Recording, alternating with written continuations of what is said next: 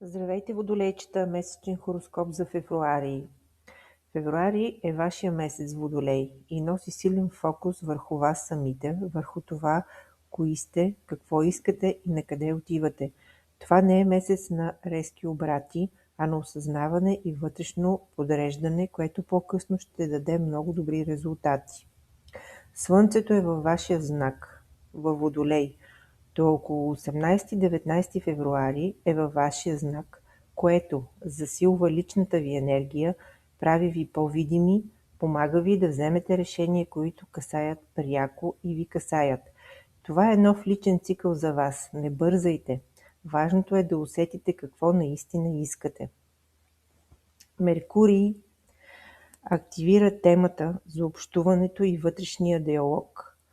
През февруари може да преосмислите важни разговори, да осъзнаете какво казват и какво премълчавате, да искате повече яснота и честност.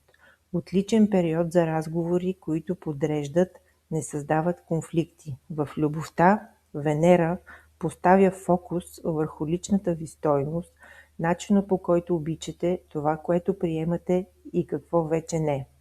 Ако сте във връзка, идва желание за повече истинност и близост. Ако не сте, привличате хора, които ви разбират, не просто ви харесват. Февруари месец не е месец за компромиси, а за съзнателен избор на действие и енергия.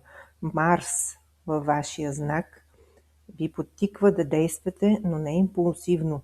Може да усетите вътрешно напрежение, желание за промяна, нужда да защитите границите си. Най-добре е да насочите енергията към спорт, лични проекти, конкретни малки действия. Сатурн ви подтиква към зрялост и стабилност. Погледнете реално на живота си. Осъзнайте кое е стабилно и кое не. Изградете нещо дългосрочно. Това не е тежка енергия, ако не бягате от отговорност, не се самокритикувате прекалено. Сатурн казва: по-бавно, но истински. В работата планирайте, имайте нови идеи, подреждане на приоритети. Може да се усетите, че стар модел вече не работи, искате повече свобода и смисъл. Това не е криза, а вътрешен сигнал за развитие. Емоционалното ви състояние през този месец ви води да се освободите от стари очаквания, намалите напрежението, да свършите повече себе си. Не всичко трябва да се реши сега. Важно е да чуете себе си. Основното послание за вас, водолейчета, през февруари е: февруари ви учи, че силата не е в бързината, а в осъзнатия избор.